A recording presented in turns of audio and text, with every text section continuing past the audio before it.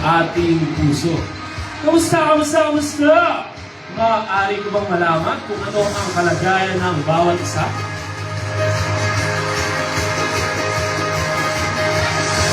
Ayun! Okay lang po, DJ Pop, sabi ni Ate Jenny Mar. Salamat sa pagsagot, Ate Jenny Mar. Ay, eto pa. Sabi naman ni Kuya Malon, mas mabuti kaysa dati, DJ Pops. Pa-shoutout naman po kina Lemon at Kenneth.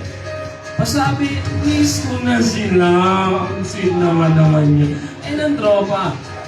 Shoutout po kay baby ko na si Marco. Sino ba si Marco? Pasabi po ng maligo na siya. Hoy Marco, yan sabi ng baby mo, maligo ka na daw.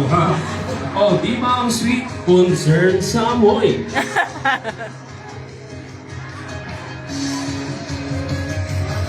Shoutout po kina Ate Maribel at Ate Merdy na taga ADAP. Pengi po ng mangga galing kay Ate Jenny Berto.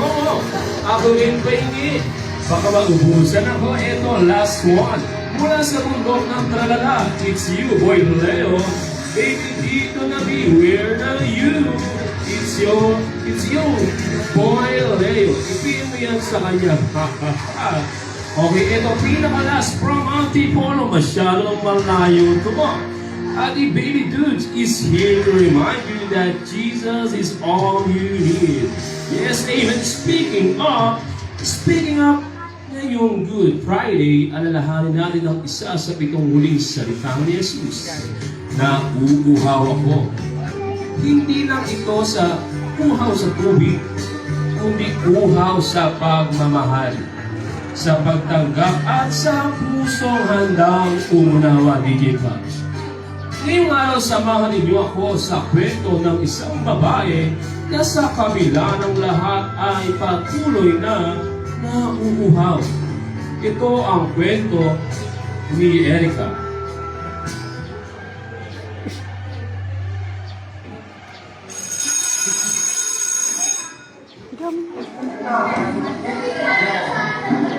Uy, Erica! Sure ka ba? Hindi ka pa rin nagpapasa? Ngayon na kami na, wala ka pa rin? So, anong plano mo ulit? Ginawa ko naman lahat. Kami akong gising.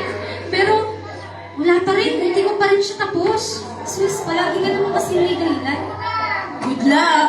Sana tanggapin ka pa rin ni Ma'am Sonia. Makalipas ang 2 linggo,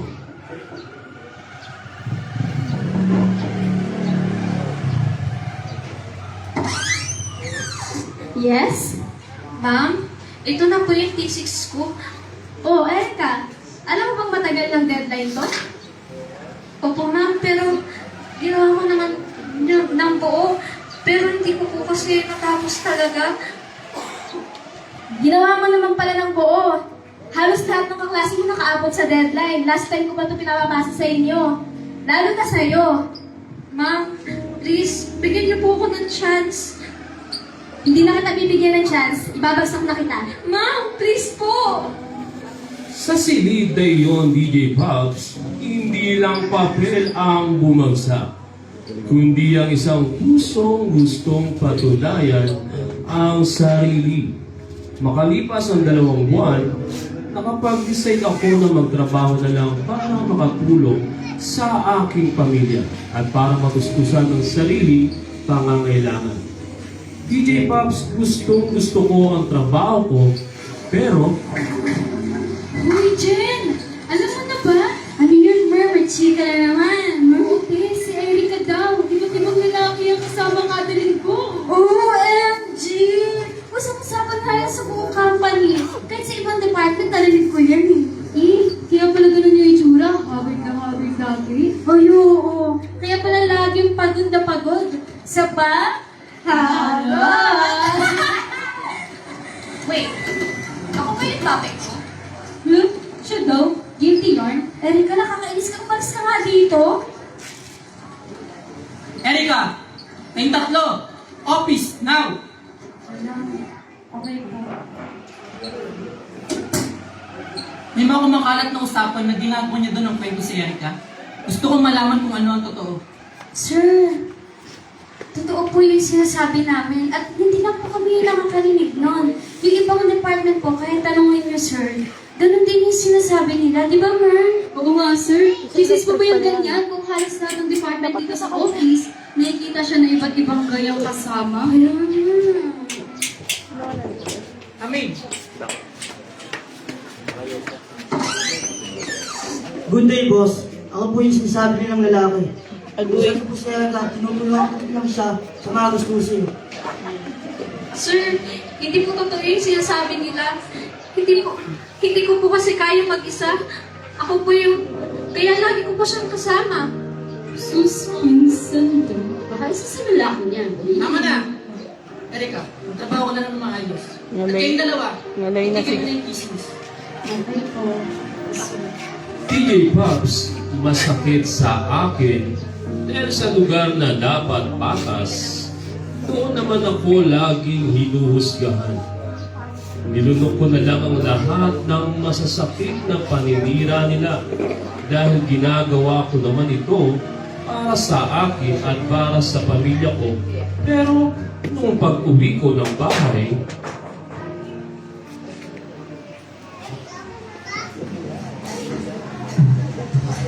Ma, Pa, nandito na po ako. Aba, Erika, buti naman nakauwi ka na. Kanina pa kami naghihintay dito. Wala man lang pagkain.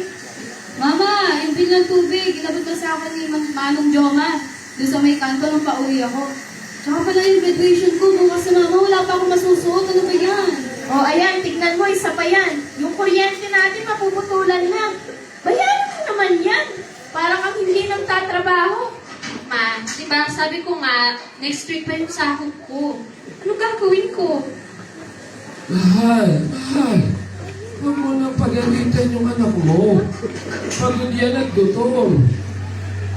Ano gusto mong gawin ko? Ikaw pagalitan ko. Hindi wala kang ginagawa dito sa bahay. Ayun na, Erika, tinan mo, wala ding gamot yan. Aba, Erika, dagdagan mo naman yung binibigay mo. Parang hindi ka nagtatrabaho, wala ka talagang kakwenta-kwenta.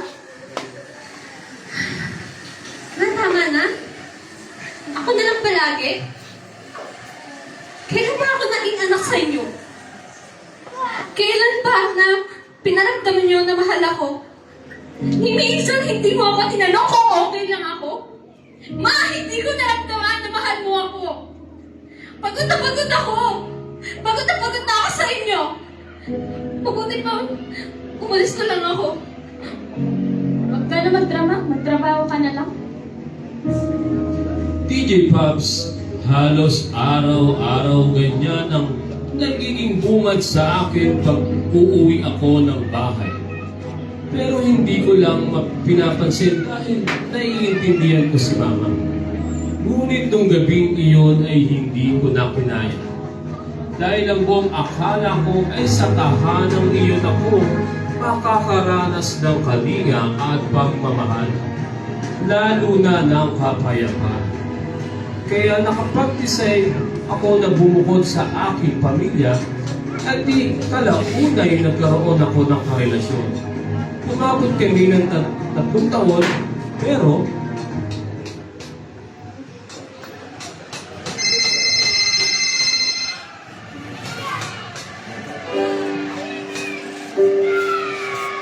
Mahal, anniversary na natin bukas. Naalala mo ba yung unang kong sinabi na mahal ko? Oo naman, bakit naman hindi? Kasi parang lately, hindi mo nararamdaman. Ano ba yun? Hindi mo na ako nilalakbi. Ano ba yun, Erika? Huwag ka mag-overthink. Hindi naman ako siya nag-overthink. Naghahanap lang ako ng konting lakbi. Alam mo, kahit wala kang ibigay sa akin bukas, okay lang. Basta maramdaman ko na mahal mo pa rin ako. Oo na.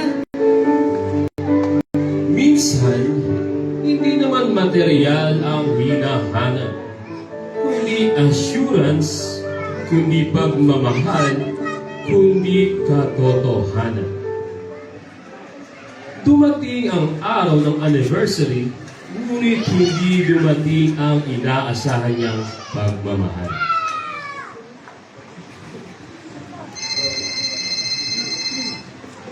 Hello, mahal? Nasaan ka na? Kanina po ako nag-aantay dito. May nasikaso lang ako, susunod ako. Okay, sige, hintayin kita. I love you. At sa bawat minutong lumilipas, unti-unti nauubos ang pag-asa.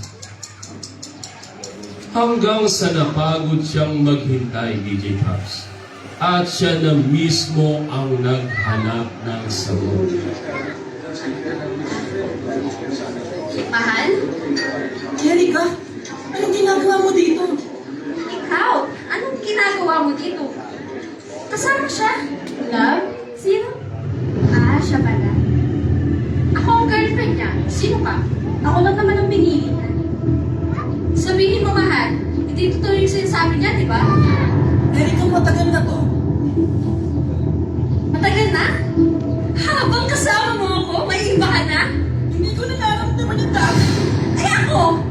Araw-araw kong pinipilit na buhay yung tayo. Habang ikaw, sinisira mo na pala? Bakit? Hindi mo ba napansin? Kaya siya napunta sa akin kasi kulang ka. Kulang? Kamit ka na! Girl, gumising ka.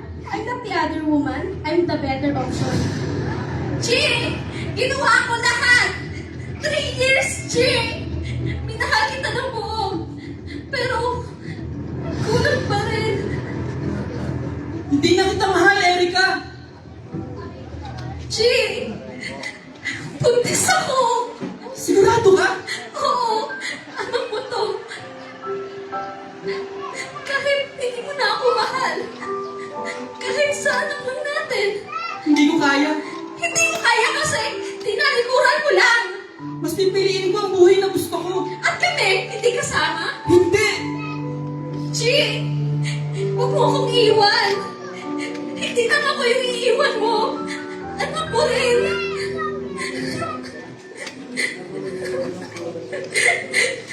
Nauhaw ako sa pagmamahal. Hindi ako iiwan. Sa tao, pipiliin ako kahit mahirap. Sa mundong puno ng pagkukulang, may pusong patuloy na naghahanap ng pagmamahal na totoo. PJ Pops, sobrang sakit. Nawalan ako ng pag-asa dahil sa mga kabiguang nangyari sa akin. Isang araw habang ako ay nagliligpit ng mga gamit ko para sa tuluyan at bahay na nilipatan ko, may mga taong nakatayo sa labas na may hawak na karatula at may isang lalaki na may hawak ng mikropono hanggang sa ito ay biglang nagsalita. Mga minamahal, mahal tayo ng Diyos. Kailanman hindi tayo iiwan ni pababayaan man. Kung ikaw nakakaranas ng mga pagsubok, kahirapan, kabiguan sa buhay mo, nandiyan ang Panginoong Isus para iligtas ka, tulungan ka. Sabi nga sa salita niya, sapagkat kayo na lamang ang pag-ibig ng Diyos sa sanlibutan. Kaya nga ibinigay ang kanyang kahit sa isang bugtong na anak upang ang sino man sumampalataya sa kanya hindi mapahamak kundi magkaroon ng buhay na walang hanggan. Kasama mo ang Diyos sa kamamagpuntaan naman problema mo, pagsubok mo, kasama mo ang Diyos. Kailanman hindi ka niya iiwan, di pababayaan man kahit na nauuhaw ka sa ibang tao, sa mga nangyayari sa buhay mo. Patuloy ang Diyos na nandyan, patuloy na manalig ka, magtiwala ka sa Kanya. Tumawag ka kahit na anong pagsubok na naranasan mo. Ay lamang at mag-iingat kayo palagi, ingatan kayo ng Diyos, mahal na mahal tayo ng Diyos. God bless sa ating lahat. Panginoon, hindi ko na alam ang gagawin ko. Pagod na ako. Pagod ako. Iniwan ako. Yung tao, akala ko, mamahalin ako. Pinagpalit ako. Mga planuhin ko sa buhay, hindi na umaayon sa gusto ko. Kaya Lord, tinitiwala ko sa iyo ang lahat. Ikaw na pumahala. Panginoon, Panginoon, Panginoon, tulungan ako! DJ Pops, ilang beses ko nang sinubukan na hanapin sa iba ang kauhawan ko sa pagmamahal. Pero hindi ko nasubukan. nasa iyo lang pala. Maraming salamat, Panginoong Yesus, sa pagmamahal na hindi nauubos na lagi mo sa akin pinaparanas. Hanggang dito na lang po, DJ Pops. More power sa inyo. God bless po.